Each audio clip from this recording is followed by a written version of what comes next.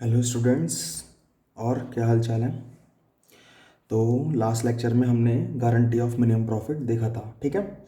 इस लेक्चर का जो टाइटल है मेरा है क्या, मिसलेनियस क्वेश्चंस। तो आज हम सिर्फ क्वेश्चन सॉल्व करेंगे। कुछ 3-4 क्वेश्चंस हैं जो मेरे को लगता है कि काफ़ी इंपॉर्टेंट है और हम लोगों को करने चाहिए, ठीक है। तो स्टार्ट करते हैं आज के क्वेश्चन से। पहला क्वेश्चन देखो हमारे सामने है, गारंटी ऑफ मिनिमम प्रॉफिट का। याद होगा पिछले लेक्चर में मैंने आपको बताया था कि गारंटी जब पार्टनर को दी जाती है और फर्म के पास प्रॉफिट का डिस्ट्रीब्यूशन होता है, ठीक है ना। क्वेश्चन ज़रा पढ़ो। अनिल, सुनील, रविंदर, 3 पार्टनर हैं, 2:1:1 के।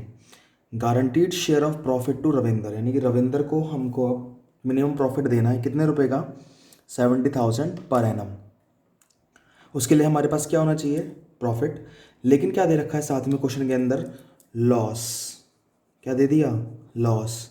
Loss for the year ended on 31 मार्च 2019, 2 लाख। कितने का, 2 लाख का। Before allowing interest of ₹8,000 on Anil's loan account which is due for the current year. यानी कि ये जो लॉस है 2 लाख रुपए का, उस ये लॉस कब कब है, इंटरेस्ट देने से पहले। और कौन सा इंटरेस्ट देने से पहले, अनिल के लोन के ऊपर। अनिल ने कोई लोन दिया होगा फर्म को और उस लोन के ऊपर इंटरेस्ट बनता है 8,000 रुपये। और इस लॉस के अंदर से अभी आपने 8,000 रुपये डिडक्ट नहीं करे हैं इंटरेस्ट के। और आपको अब क्या करना है, अकाउंट बनाना है और जर्नल एंट्रीज पास करनी है। साथ में गारंटी कितने की मिली है रविंद्र को, कितने रुपए के प्रॉफिट की गारंटी मिली है, 70,000 की। गारंटी जब रविंद्र को मिली है 70,000 पर एनम प्रॉफिट की, लेकिन यहाँ पे क्या है, लॉस। लॉस कितने का है, 2 लाख का लॉस ये है, प्लस 8,000 रुपये का आपको इंटरेस्ट देना है अनिल के लोन के ऊपर, ठीक है। तो एक बात बताओ, जब भी आप पार्टनर लोन देता है और लोन के ऊपर जब इंटरेस्ट का पेमेंट करते हैं तो कौन सा अकाउंट बनाते हैं, P&L अकाउंट बनाते हैं। तो एक काम करते हैं, P&L अकाउंट बना के इस क्वेश्चन को शुरू करते हैं। प्रॉफिट एंड लॉस अकाउंट, ठीक है। प्रॉफिट एंड लॉस अकाउंट बनाना है हमें इस क्वेश्चन के अंदर। बहुत ईजी है। लॉस कितना था, 2 लाख का। तो to loss for the year कितना, 2 लाख। लॉस जब है हमारे पास तो क्या P&L अप्रोप्रिएशन बनेगा, नहीं। और इंटरेस्ट का अगर पेमेंट करना है लोन के ऊपर वो तो P&L अकाउंट से ही होता है। और साथ में इंटरेस्ट कितने का देना है, 8,000। तो to interest on Anil's loan कितना, 8,000, ठीक।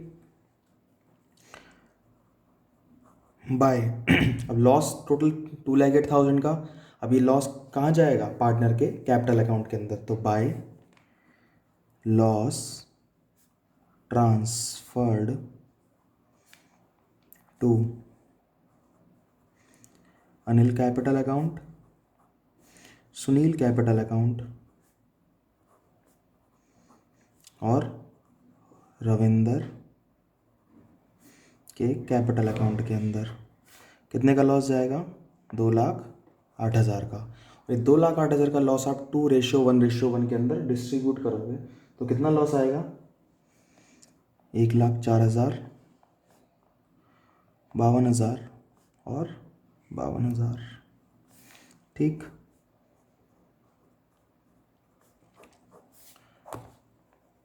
आपने लॉस डिस्ट्रीब्यूट कर दिया। यहाँ तक बात समझ में आ गई।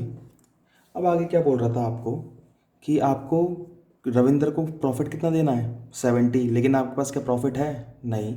रविंद्र को प्रॉफिट देंगे 70, प्लस रविंद्र को जो लॉस हुआ है 52,000, इसकी भी तो भरपाई करोगे। इसकी भी तो भरपाई करके देनी है ना रविंद्र को वापस। यानी कि एक तो 70,000 की भरपाई देनी है प्रॉफिट की, प्लस जो रविंद्र की तरफ से 52,000 रुपये और लग गए लॉस के, क्या वो नहीं दोगे, वो भी तो रिकवर करवाओगे। तो रिकवर जब करवाओगे तो टोटल अमाउंट कितना देना बनेगा रविंद्र को,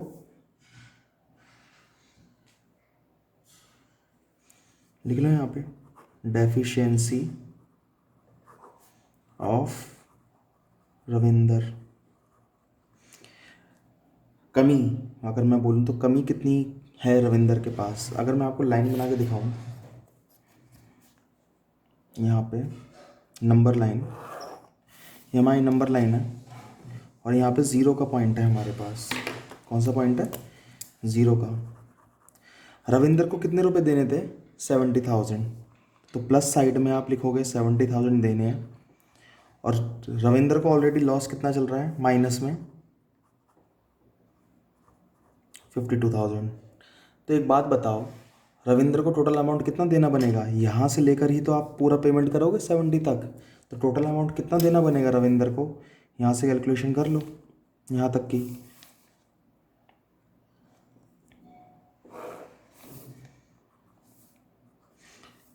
यहाँ से यहाँ तक का प्रॉफिट देना है आपको टोटल, तो 70 ये देना है, प्लस जो पुराना उसको लॉस हो गया 52,000 का, ये ऊपर इसकी भी तो भरपाई करके देनी है। तो 70 + 52 कितना हो गया? 1,22,000। अब 1,22,000 की आपको डेफिशिएंसी पूरी करनी है और ये डेफिशिएंसी कौन पूरी करेगा? अनिल और सुनील। कौन पूरी करेंगे?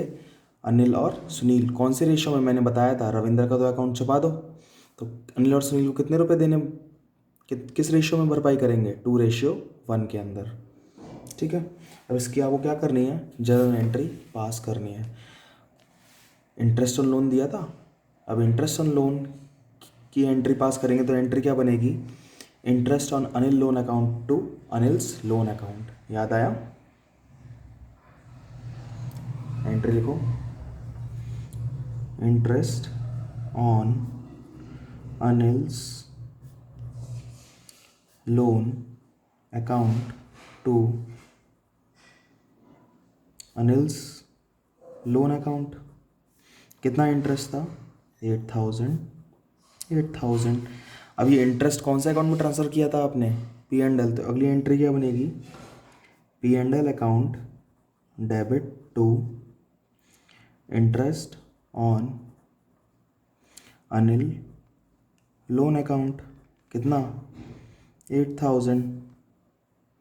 तीसरा, लॉस भी तो ट्रांसफ़र किया था अनिल, सुनील और रविंदर को। कौन से अकाउंट से ट्रांसफ़र किया? P&L अकाउंट से। P&L अकाउंट से आपने लॉस ट्रांसफ़र किया, तो P&L अकाउंट की कौन सी साइड से लॉस ट्रांसफ़र किया आपने? क्रेडिट साइड से। कौन सी साइड से? क्रेडिट साइड से। यानी कि P&L अकाउंट क्या हो जाएगा हमारा? क्रेडिट। और डेबिट क्या होगा? अनिल, सुनील और रविंदर। एंट्री लिखोगे, Anil, Sunil, sorry, Anil capital account debit, Sunil capital account debit, Anil capital account debit, Sunil capital account debit, Ravinder capital account debit,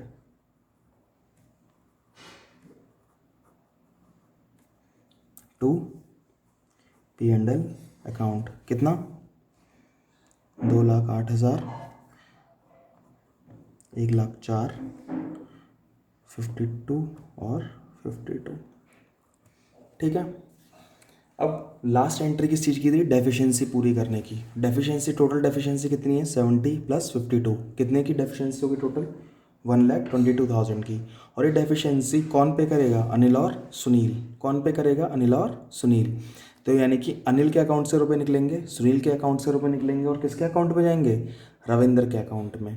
तो यानी कि पार्टनर का तो खर्चा हो गया ना, अनिल और सुनील का क्या हो गया? खर्चा। और खर्चा क्या होता है? डेबिट। और रविंद्र की क्या हो गई? इनकम। और इनकम क्या होती है? क्रेडिट। तो इन दोनों का अकाउंट क्या हो जाएगा? डेबिट। और इसका अकाउंट क्या हो जाएगा? क्रेडिट। तो Anil's capital account debit, Sunil's capital account debit to Ravinder. Last entry pass करो।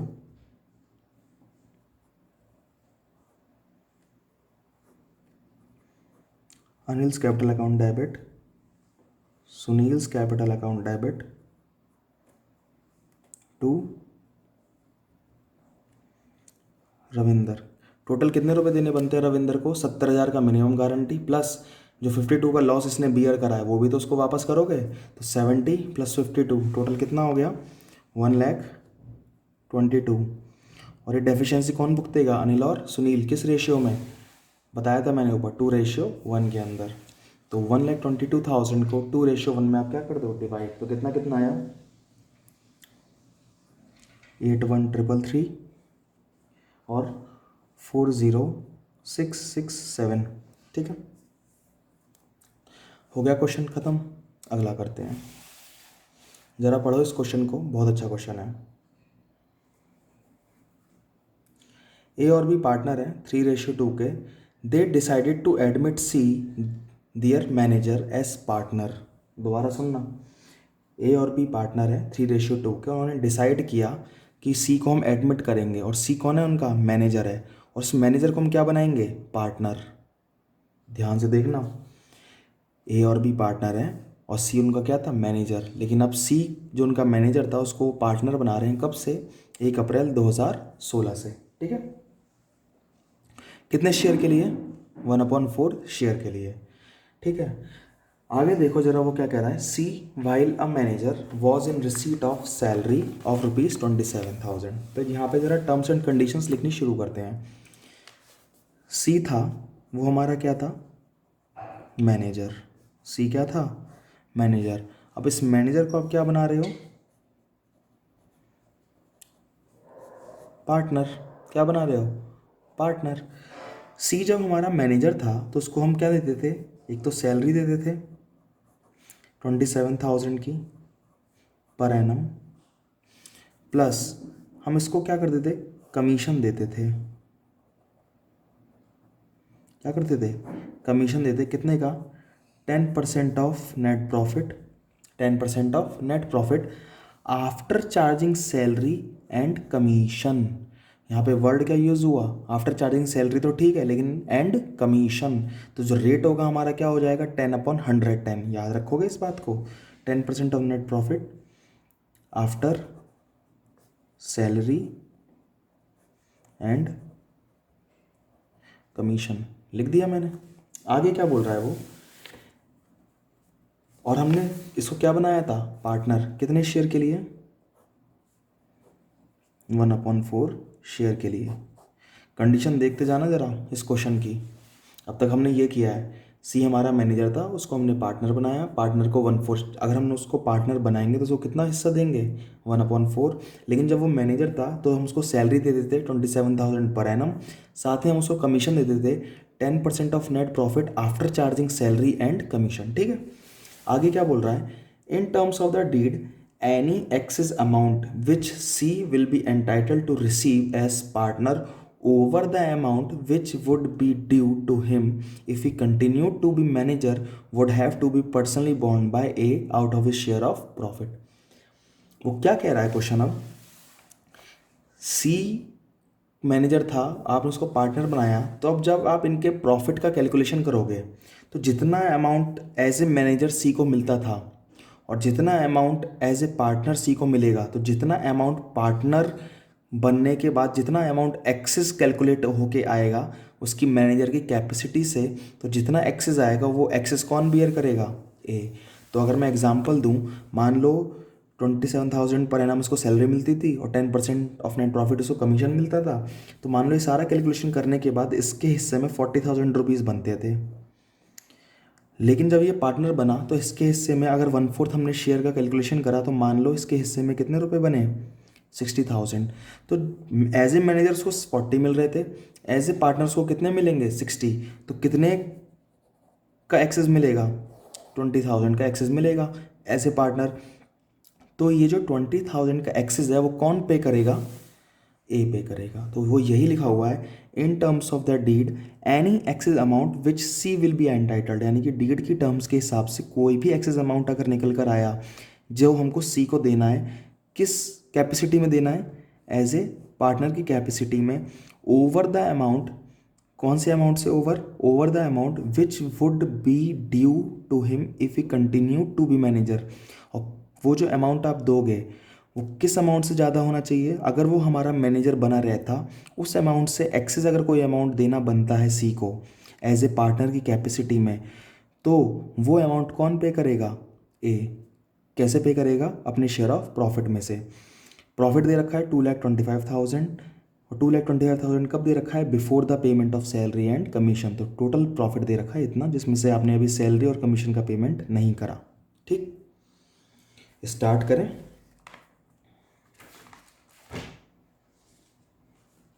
एक काम करते हैं, डिस्ट्रीब्यूशन ऑफ प्रॉफिट निकालते हैं।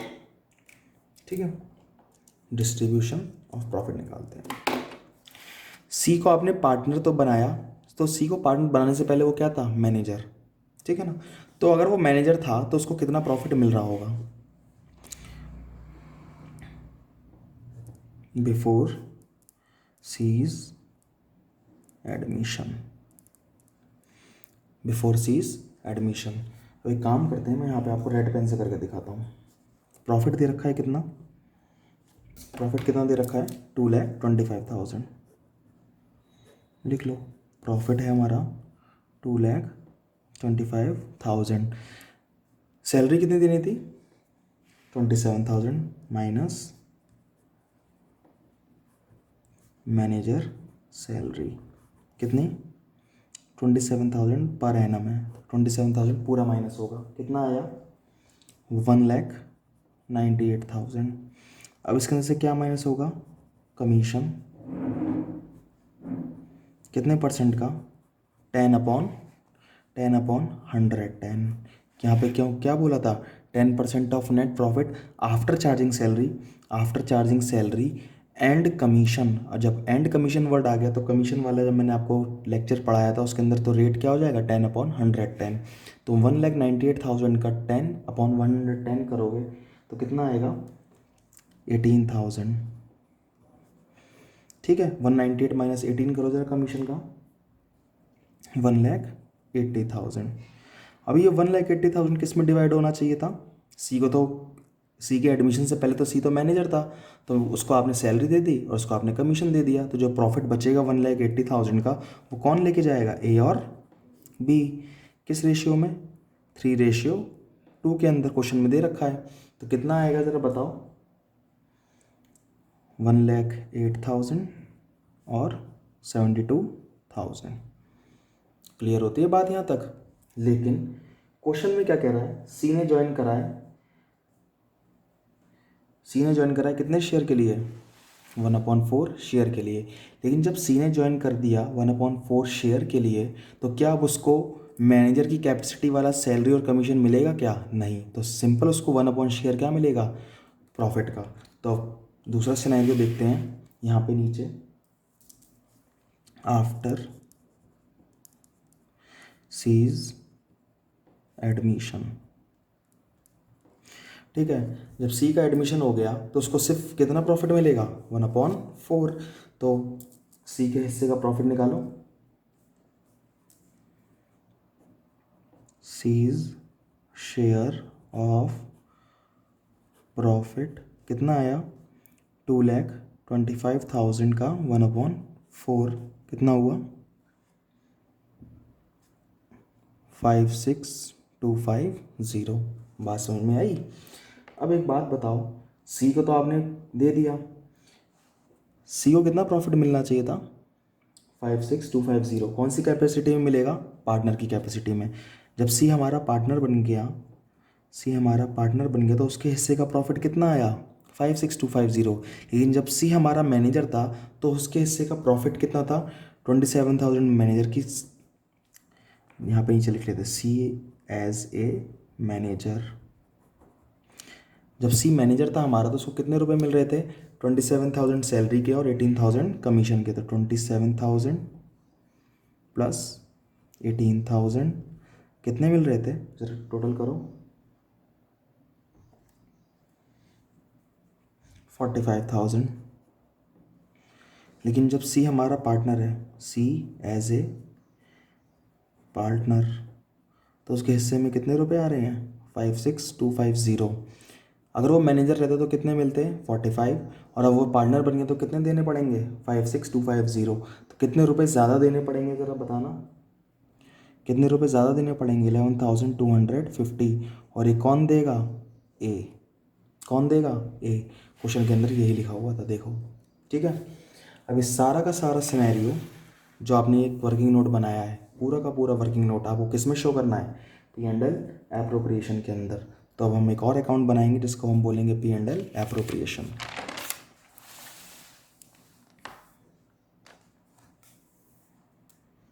बनाओ यहाँ पे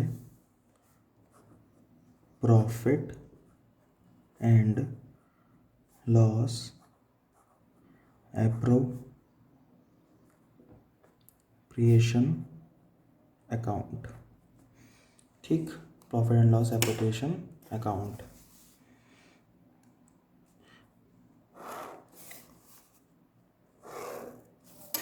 प्रॉफिट कितना था ज़रा बताओ हमारे पास, टोटल प्रॉफिट कितना था हमारे पास, 2,25,000। तो लिख दो यहाँ पे bye P&L account 2,25,000।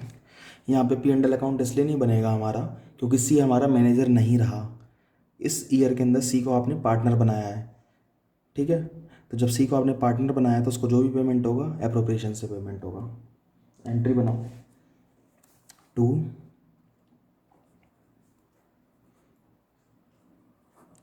S capital account. ये पूरा प्रॉफिट डिस्ट्रीब्यूट होगा अब यहाँ पे। तो एक ही कैपिटल अकाउंट में कितने रुपए जाएंगे ज़रा बताओ मेरे को।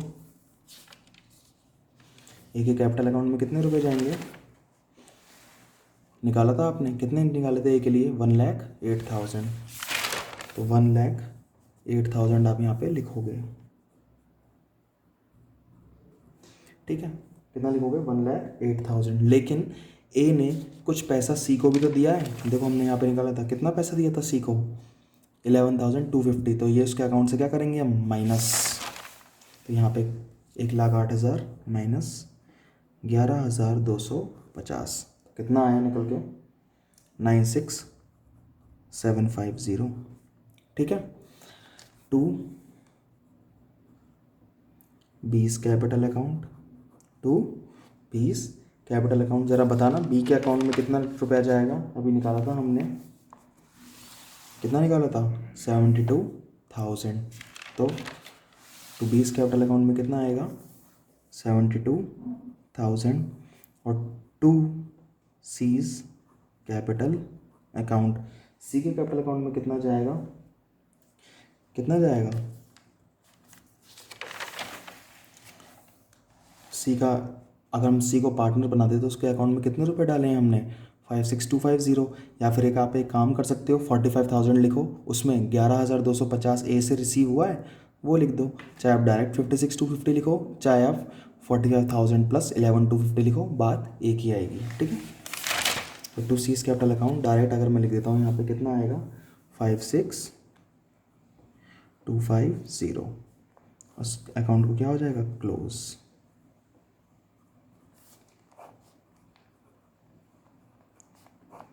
क्वेश्चन अच्छा था ना। अगला क्वेश्चन करें अब, चलो अगला क्वेश्चन करते हैं। पढ़ो इस क्वेश्चन को, क्या लिखा हुआ है। ए बी और सी हैं, पार्टनरशिप में एंटर हुए हैं। ए और बी का प्रॉफिट शेयरिंग रेशियो क्या है, ध्यान से पढ़ना है। पार्टनर 3 है लेकिन प्रॉफिट शेयरिंग रेशियो सिर्फ किसका है, ए और बी का, कितना, 3:1। लेकिन ए और बी को तो प्रॉफिट देंगे 3 और 1 में, लेकिन सी को क्या मिलेगा, C is receiving annual salary of 32,000 plus 5% of profit after charging his salary and commission.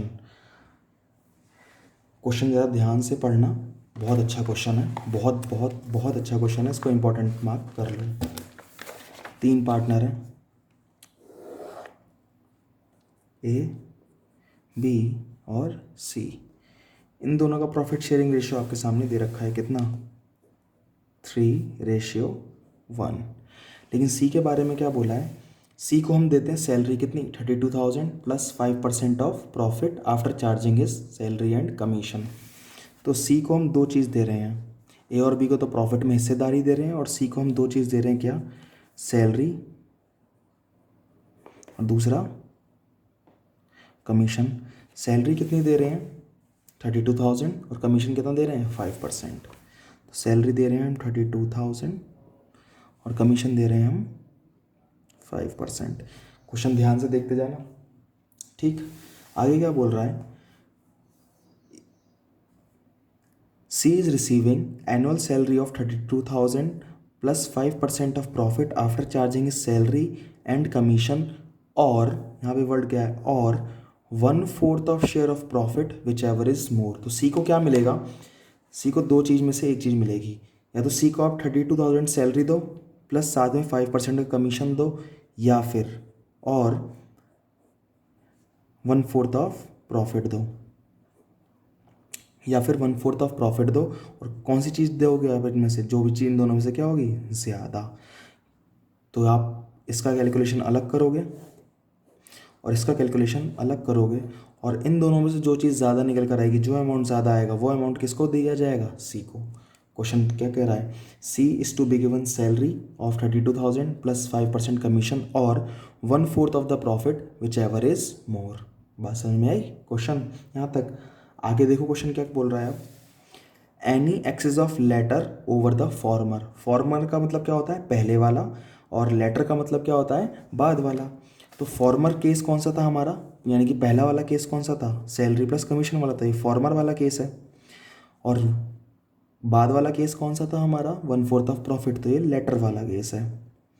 तो वो क्या बोल रहा है, any excess of latter over the former, यानी जो अमाउंट इसके हिसाब से कैलकुलेट होकर आएगा और जो अमाउंट इसके हिसाब से कैलकुलेट होकर आएगा, अगर ये वाला अमाउंट जो निकल कर आएगा 1/4, वो ज़्यादा हुआ फॉर्मर वाले से। दोबारा वर्ड सुनना, any excess of latter over the former, यानी कि any excess of latter over the former received by C under the partnership deed is to be borne by A and B in 3:2। यानी कि अगर मान लो इस वाले case में calculation करके आया 40,000, और इस वाले केस में कैलकुलेशन करके आया 60,000, तो लेटर वाला केस फॉर्मर वाले केस से कितने रुपए ज़्यादा हैं, 20,000 रुपीज़ ज़्यादा है। तो ये 20,000 रुपीज़ का एक्सेस है, वो एक्सेस कौन पे करेगा, वो एक्सेस ए पे करेगा और बी पे करेगा। कौन से रेशियो में, 3:2 के अंदर। कौन से रेशियो में, 3:2 के अंदर। ठीक है, तो यानी कि ये डेफिशिएंसी का रेशियो है और ये प्रॉफिट शेयरिंग रेशियो था। बात समझ में आई।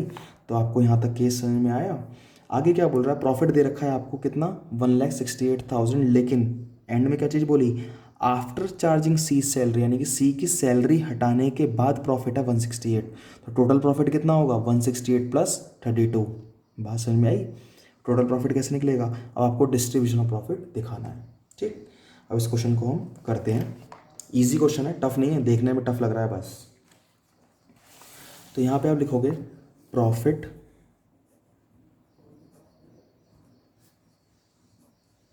Before C's salary.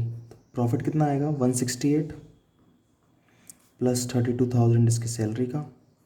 Total profit कितना आएगा, लिख लो 2 लाख। कितना आएगा, 2 लाख। तो टोटल प्रॉफिट आ गया ये आपके पास, जिसको आप नेट प्रॉफिट बोलोगे। उसमें से आपको क्या करना है, सी को सैलरी देनी है कितनी, 32, और 5% of profit after charging salary and commission. तो वही पुराना वाला केस।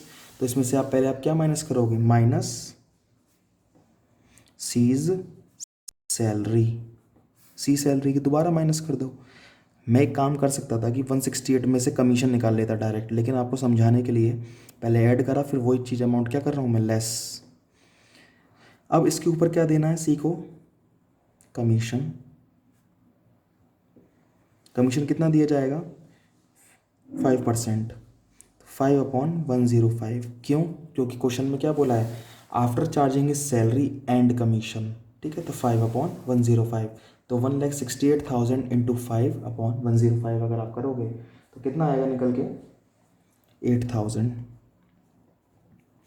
प्रॉफिट कितना बचा फिर, 1,60,000। कितना बचा, 1,60,000। और जो 1,60,000 प्रॉफिट बचा, अब इसमें से ए और बी के हिस्से में जाएगा ना बाकी बचा हुआ प्रॉफिट।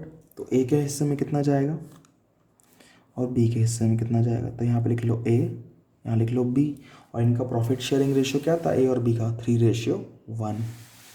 तो किस रेशियो में डिस्ट्रीब्यूट होगा ये, 3:1 के अंदर। तो 1,60,000 को तेरा 3:1 के अंदर डिस्ट्रीब्यूट करो, 3:1 में जरा डिस्ट्रीब्यूट करो इसको, कितना कितना आया, 1,20,000 और 40,000। बात समझ में आती है यहाँ तक। ठीक,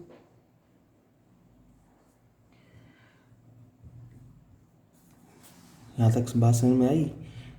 अगर हम 2 केस बनाने थे हमको, कौन कौन से, ये तो फॉर्मर वाला केस हो गया ना हमारा। तो सी को हम पहला क्या देंगे, सैलरी, 32,000 प्लस कमीशन 5%, कितना अमाउंट आया सैलरी का 32, कमीशन का 8, तो टोटल अमाउंट यहाँ पे लिख लो फॉर्मर केस, यहाँ लिखो फॉर्मर केस।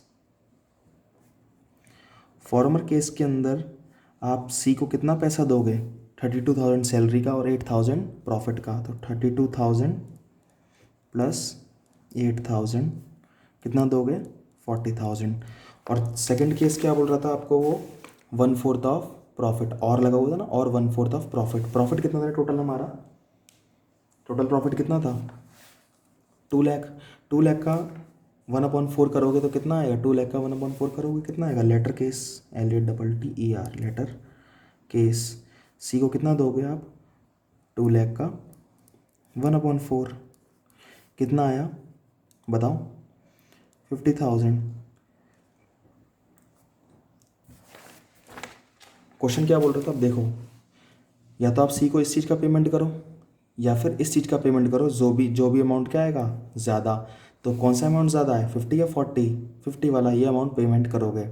लेकिन जो भी एक्सेस अमाउंट आएगा फॉर्मर केस से ज़्यादा, तो फॉर्मर केस में कितना अमाउंट आया 40, इसमें कितना आया 50, तो कितने रुपए ज़्यादा आए 10,000। वो 10,000 एक्स्ट्रा रुपए जो हैं वो कौन पे करेगा, ए और बी पे करेंगे। कौन से रेशियो में, 3:2 के अंदर। तो डेफिशिएंसी यहाँ पे लिख लोगे आप, डेफिशिएंसी नहीं एक्सेस अमाउंट, यहाँ पे लिखोगे excess amount of 10,000 will be given by A and be in ratio 3:2। तो ए कितना देगा 10,000 का 3/5 और बी कितना देगा 10,000 का 2/5। ठीक है, तो इस 10,000 का 3/5 कितना देगा, निकाल लो इसको, कितना आया 6,000 और इसका कितना आया 4,000। अब ये सारी चीज़ें आपको किस में दिखानी है, P&L एप्रोप्रिएशन के अंदर। तो आप बनाओगे profit and loss appropriation account. ठीक है, profit and loss appropriation account बनाया आपने।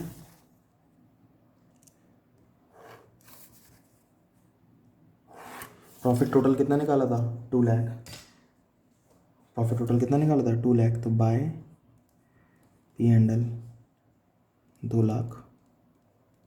ठीक, अब यहाँ पे क्या लिखोगे, to profit transferred, to profit transferred is capital account. A के कैपिटल अकाउंट में प्रॉफिट ट्रांसफ़र करोगे। ए के हिस्से का प्रॉफिट कितना था 120, उसमें से उसने सी को कितना दे दिया 6,000, तो इसके अकाउंट में कितने रुपए आएंगे 1,20,000 माइनस 6,000, 1,14,000। ठीक, ऐसे ही अगर आप बी का निकालोगे तो बी के अकाउंट में कितने रुपए आएंगे, 20 कैपिटल अकाउंट, बी के हिस्से में कितने रुपए थे 40,000, उसमें से 4,000 इसने सी को दे दिए, तो 40,000 माइनस 4,000 कितना हुआ 36,000। ठीक है, और लास्ट पॉइंट था हमारा सी को देने हैं, तो सी इज कैपिटल। सी को कितना देना है 1/4, सी को कितना देना था 1/4, या तो डायरेक्ट 50,000 दे दो या 40,000 दो उसको, प्लस 6,000 ए से मिला और 4,000 बी से मिला, प्लस 6,000 प्लस 4,000, टोटल कितना हो गया 50,000। आप डायरेक्ट यहाँ पे 50,000 भी लिख सकते थे। ठीक,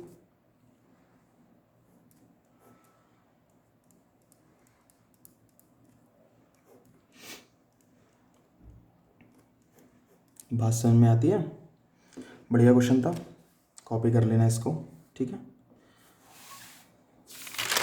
अब लास्ट क्वेश्चन है, थोड़ा पुराने टॉपिक का है, लेकिन क्वेश्चन पढ़ो ज़रा क्या दे रखा है।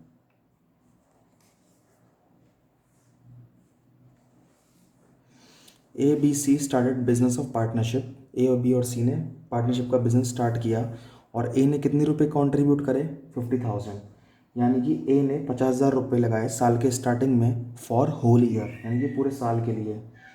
ध्यान से पढ़ना क्वेश्चन क्या दे रखा है। ABC started business of partnership, A contributes ₹50,000 for the whole year, यानी कि ए पूरे 12 महीने के लिए 50,000 रुपये लगाता है, यानी कि बीच में कोई भी विड्रॉ और कोई भी एडिशन कैपिटल नहीं लगाता। ठीक, आगे क्या बोल रहा है, बी ने इंट्रोड्यूस करे 40,000 एट फर्स्ट, यानी कि शुरुआत में बी ने कितने रुपए लगाए 40,000, और उस 40,000 को इंक्रीज करके कहाँ तक ले गया, यहाँ पे क्या लिखा है 2, यानी कि 40,000 से इंक्रीज करके उसने 46,000 कर दिए eight the end of 4 month, यानी कि 4 महीने बाद उसने 6,000 रुपये और लगाए, तो उसकी कैपिटल कितनी हो गई 46,000, कब 4 महीने के बाद में। ठीक है, but withdraws 16,000 eight the end of 9 months. जरा मैं इसको बना के दिखाता हूँ आपको। ए का तो आपको समझ में आ गया, मैं आपको बी का बना के दिखा देता हूँ इसके अंदर।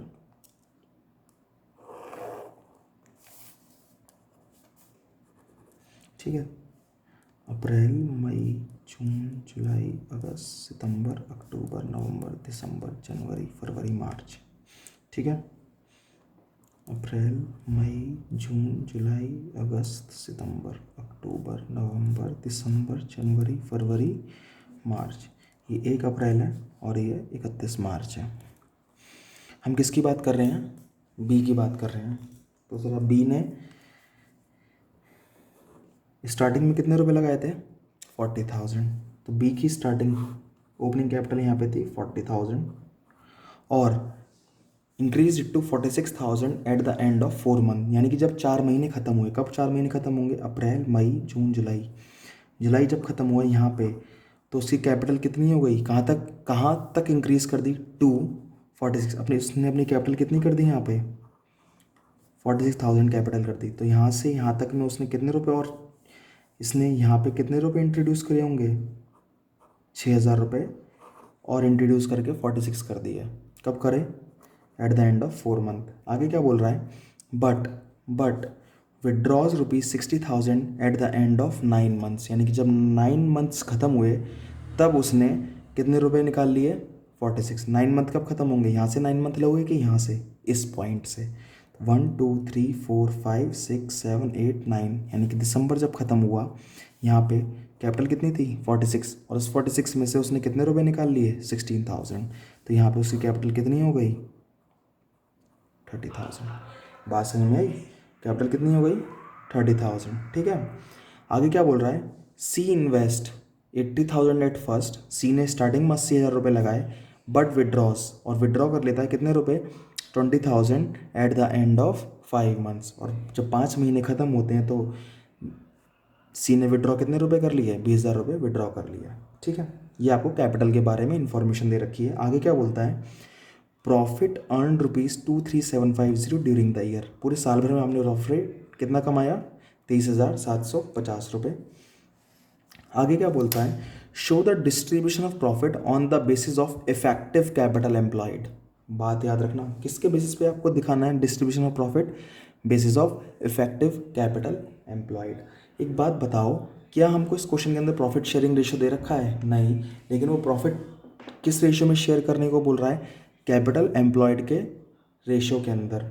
अगर आपके पास सिर्फ देखो, आपने आज तक जब भी सवाल लगाया होगा फिक्स कैपिटल हो चाहे फ्लक्चुएटिंग कैपिटल हो, उस केस के अंदर फ्लक्चुएटिंग कैपिटल में तो आपको प्रॉफिट शेयरिंग रेशियो दिया हुआ होता है, लेकिन फिक्स्ड कैपिटल के अंदर वो क्या बोलता है कभी कभी कि जो आपकी जो ओपनिंग कैपिटल है ना उसका आप रेशियो निकाल लो, यानी कि कैपिटल जब साल भर चेंज नहीं होती है तो आप उसका रेशियो निकालते हो, तो बहुत आसान होता है रेशियो निकालना।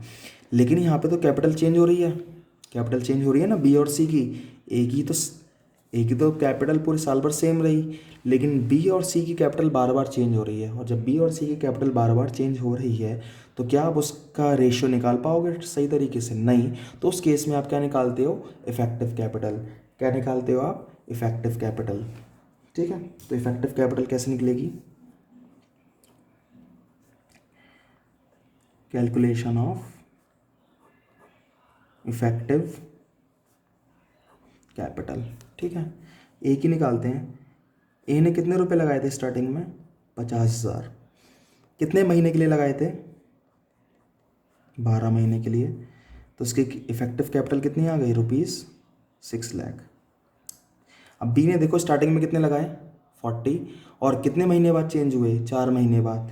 तो 40,000 कितने महीने के लिए लगे, 4 महीने के लिए, 1,60,000।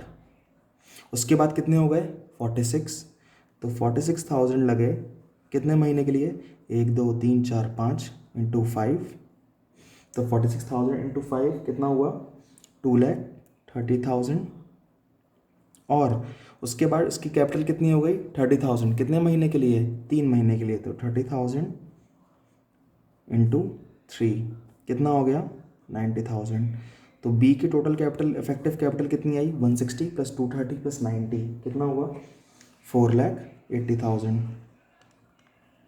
ए की कितनी आई थी, 6 लाख, बी की कितनी आई, 4,80,000, बी की कितनी आई, 4,80,000। और सी के बारे में क्या बोल रखा था, देखो सी ने स्टार्टिंग में लगाया 80,000 और कितने रुपए विड्रॉ करे, 20,000 eight the end of 5 months, 5 महीने के बाद 20,000 रुपये विड्रॉ करे, यानी कि 80,000 रुपये कितने महीने तक इन्वेस्टेड रहे, 5 महीने के लिए। तो 80,000 इंटू 5 कितना हुआ, 4 लाख। और जब 20,000 रुपये विड्रॉ हो जाएंगे तो कितनी कैपिटल बचेगी, 60,000, बाकी मंथ्स के लिए इन्वेस्टेड रहेगी वो। तो कितने मंथ्स बचेंगे रिमेनिंग, 7, तो 60 इंटू 7, 4,20,000 कितना हुआ, 8,20,000। ए की इफेक्टिव कैपिटल कितनी थी, 6 लाख, बी की कितनी थी, 4,80,000, और सी की कितनी थी, 8,20,000। अब इन तीनों का आप क्या निकाल लोगे, रेशियो।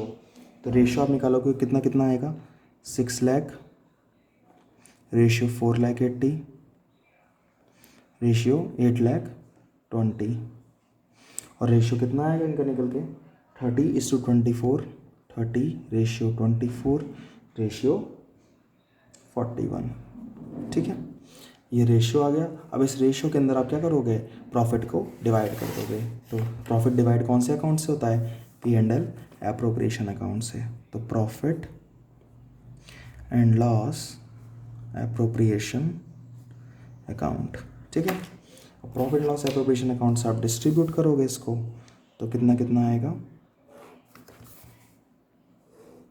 तो बाय P&L अकाउंट, ठीक है।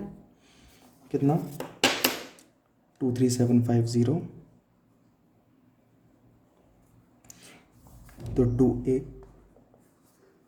2B और 2C कितना कितना प्रॉफिट जाएगा, 23750 इंटू 30/95 कितना आया, 7,500, 23750 इंटू 24/95 कितना आया, 6,000, और 23750 इंटू 41/95 कितना आया, 1,0250। ठीक है, ये अकाउंट यहाँ पे क्या हो जाएगा अब, क्लोज।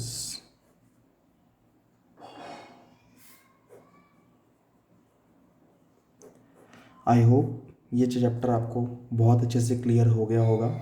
इसके क्वेश्चंस आप सॉल्व कर लीजिएगा, ठीक है। और इसके बाद हम स्टार्ट करेंगे प्रॉफिट शेयरिंग रेशियो, और ये लास्ट वीडियो है इस चैप्टर की। आई होप आपको ये चैप्टर पसंद आया होगा। Thank you.